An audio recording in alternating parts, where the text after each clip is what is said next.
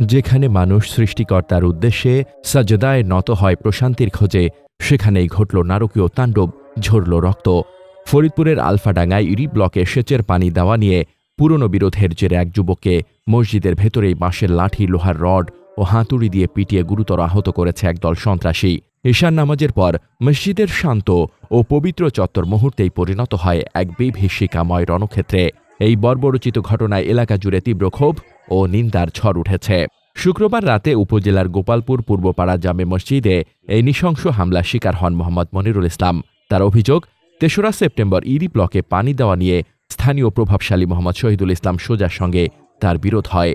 সেই শত্রুতার জের ধরেই শহীদুলের নির্দেশে ১০ থেকে ১২ জনের একটি সন্ত্রাসী দল দেশীয় অস্ত্রে সজ্জিত হয়ে মসজিদের ভেতরে তার উপর অতর্কিত হামলা চালায়। তার আত্মচিৎকারে অন্য মুসল্লিরা ছুটে এসে তাকে রক্তাক্ত অবস্থায় উদ্ধার করে দ্রুত আলফাডাঙ্গা উপজেলা স্বাস্থ্য কমপ্লেক্সে ভর্তি করেন। তবে এই হামলার নেপথ্যে শুধু পানির বিবাদ নয়, রয়েছে পুরনো শত্রুতার গভীর শেকড়।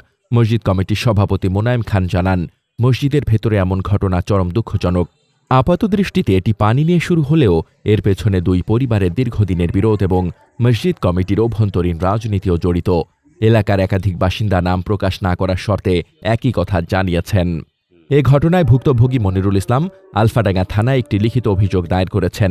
থানার অফিসার ইনচার্জ শাহজালাল আলম বলেন, অভিযোগ পেয়েছি, তদন্ত চলছে। মসজিদের মতো পবিত্র স্থানের অবমাননা কোনোভাবেই বরদাস্ত করা হবে না। দোষীদের বিরুদ্ধে কঠোর আইনানুগ ব্যবস্থা নেওয়া হবে।